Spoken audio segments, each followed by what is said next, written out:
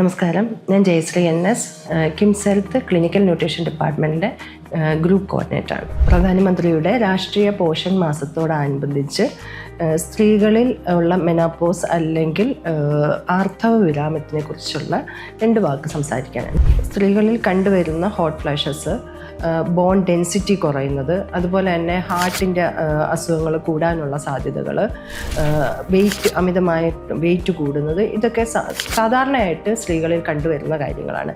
ഇതിൽ ഒന്നാമതായിട്ട് വരുന്ന ബോൺ ഡെൻസിറ്റി കുറയുന്നതിന് വേണ്ടിയിട്ട് നമുക്ക് ചെയ്യാവുന്നതെന്ന് വെച്ച് കഴിഞ്ഞാൽ കാൽസ്യം കൂടുതൽ അടങ്ങിയിട്ടുള്ള ഭക്ഷണങ്ങൾ, അതായത് കൊഴുപ്പ് കുറഞ്ഞിട്ടുള്ള പാൽ ഉൽപ്പന്നങ്ങൾ, അതുപോലെ തന്നെ ഇലക്കറികൾ, കൂരവ്, റാഗി, എള്ള് മുതലായവ ഭക്ഷണത്തിൽ ഉൾപ്പെടുത്തുന്നത് നന്നായിരിക്കും. അതുപോലെ ഹാർട്ട് ഹെൽത്തിന് വേണ്ടിയിട്ട് omega-3 കൂടുതൽ അടങ്ങിയിട്ടുള്ള ഫ്ലാക്സ് സീഡുകൾ, മത്സ്യം, ഇതൊക്കെ ഭക്ഷണത്തിൽ കൂടുതൽ നല്ല നിയന്ത്രണമായ രീതിയിൽ ഉൾപ്പെടുത്തുന്നതും നല്ലതാണ്. അതിനോടൊപ്പം തന്നെ ഹാർട്ട് ഹെൽത്തിന് വേണ്ടിയിട്ട് കൊഴുപ്പ് കൂടുതൽ അടങ്ങിയിട്ടുള്ള അല്ലെ പ്രോസസ്ഡ് ഫുഡുകളുടെ അമിത ഉപയോഗം നിയന്ത്രിക്കുന്നതും, ഒപ്പം പച്ചക്കറികൾ, നാരുകൾ കൂടുതൽ അടങ്ങിയിട്ടുള്ള പച്ചക്കറികൾ, പഴവർഗ്ഗങ്ങളും ഭക്ഷണത്തോടൊപ്പം തന്നെ ഉൾപ്പെടുത്തുന്നതും ഉത്തമമായിരിക്കും. ഫൈറ്റോ ഈസ്ട്രജനുകൾ കൂടുതൽ അടങ്ങിയിട്ടുള്ള സോയ, അതുപോലെ തന്നെ ചേന, ചേമ്പ്, കാച്ചിലി, ഇവ ഭക്ഷണത്തിൽ ഉൾപ്പെടുത്തുന്നത് നന്നായിരിക്കും. പക്ഷേ ഇത് കാലറി കൂടുതൽ അടങ്ങിയിട്ടുള്ളതാണ് ചേമ്പ്, ചേനയൊക്കെ. മിതമായ രീതിയിൽ റെഗുലർ ഡയറ്റിൽ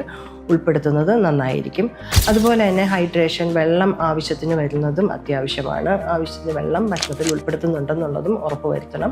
പിന്നെ അമിതമായി വെയിറ്റ് കൂടുന്നതിനെ നിയന്ത്രിക്കുന്നതിന് വേണ്ടിയിട്ട് ഒരു ബാലൻസ്ഡ് അല്ലെങ്കിൽ സമീകൃത ആഹാരം അത്യാവശ്യമാണ്. സമീകൃത ആഹാരത്തിനോടൊപ്പം തന്നെ കൊഴുപ്പ് കൂടുതൽ അടങ്ങിയിട്ടുള്ള പ്രോസസ്ഡ് ഫുഡ് അല്ലെങ്കിൽ